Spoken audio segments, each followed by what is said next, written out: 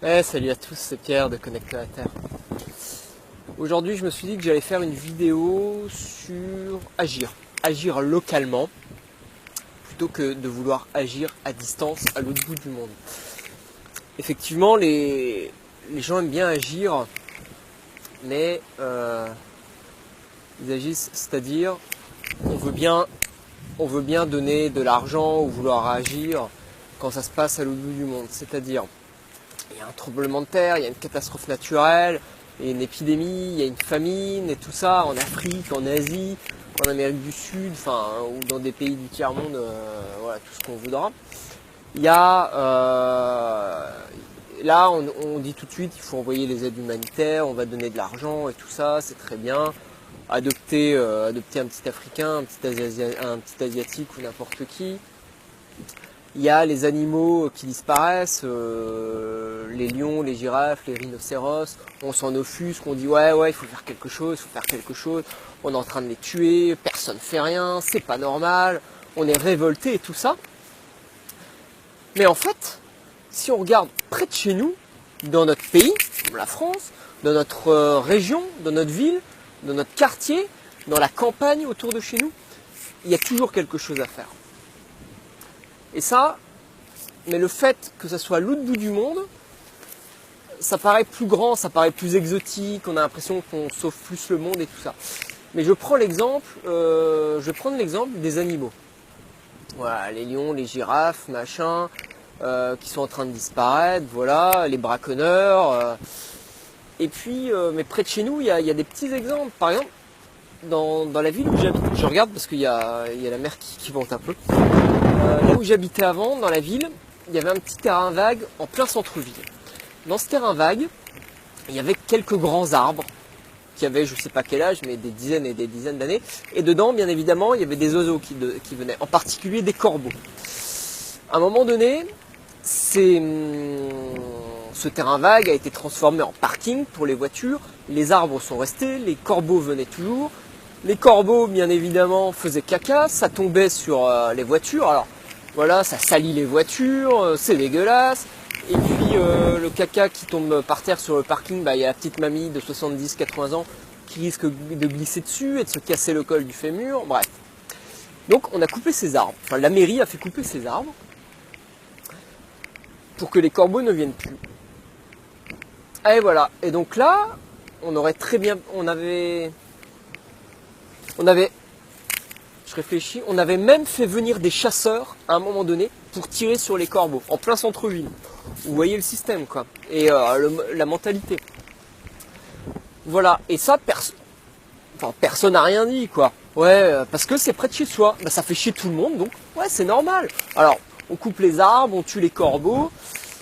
C'est pas grave, hein. C'est pas un lion, c'est pas la gazelle, c'est pas le rhinocéros. C'est moins grave, quoi. C'est des petits oiseaux. Voilà. De la même façon, je pense aux étourneaux. L'autre jour, j'ai eu le temps de voir un vol d'étourneaux. Vous voyez, c'est les étourneaux. J'ai oublié le nom exact comme étourneaux. Je mettrai le lien. Alors, c'est super beau. Ça fait 17-20 cm de long. Ça vole, vous voyez, en grosse masse à la tombée de la nuit. Ça fait des vols super beaux où les oiseaux volent vraiment de manière unie. Alors, par contre, ça a une certaine nuisance parce que ça fait énormément de bruit. Et quand ça se pose dans les arbres, ça chie à mort. Et bien évidemment, c'est super acide. Donc là, quand ça tombe sur les voitures, ça brûle tout. Et bien sûr, ça recouvre tout. Donc à un moment donné, ensuite, après les corbeaux, les gens ou la mairie, je sais plus, voulaient faire fuir ces étourneaux. Et personne ne s'en offusque non plus, quoi, parce que ça ne vaut pas des lions, des baleines, des dauphins, je sais pas quoi. Voilà. Donc, c'est pour vous dire, quoi, au lieu de penser aux lions à l'autre bout en Afrique, pensez aux petits oiseaux, aux rongeurs, aux renards, à la taupe, tout ce que vous voulez, qu'on tue sans problème dans nos jardins parce que ça nous dérange. Bah oui, mais le lion, peut-être qu'il dérange quelqu'un à l'autre bout du monde. Ou la girafe, ou le rhinocéros, ou la baleine, voilà, ou en tout cas il y a quelqu'un a un intérêt à les tuer. Voilà. Donc, plutôt que de vouloir sauver le monde à l'autre bout du monde, pensez à faire petit, mais agir localement. Agissez, ça peut être aller distribuer un repas avec les Restos du Cœur, ça peut être tout simplement aller vous acheter avec une dizaine de personnes des biens comestibles et à distribuer aux SDF dans la rue. Ça peut être aller donner vos vêtements directement dans la rue à des SDF. Ça peut être, qu'est-ce que ça peut être? Ça peut être aller dans des associations de protection des animaux locales ou dans une cinquantaine ou centaine de kilomètres à la ronde autour de chez vous, tout simplement. Ça peut être, il y en a plein des associations, on en trouve toujours. Alors c'est sûr que vous allez peut-être pas sauver la baleine ou le dauphin ou je sais pas quoi, mais qu'importe, à n'importe quelle petite échelle, on aura un impact. C'est le colibri. Le colibri, je ne sais pas si vous connaissez l'histoire, je vous la raconterai une autre fois. Voilà. Quoi qu'il en soit, vous avez tous un rôle à jouer.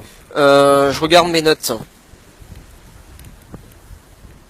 Non, c'est bon, je vous ai dit le principal. Voilà. Pensez à agir localement, ça peut être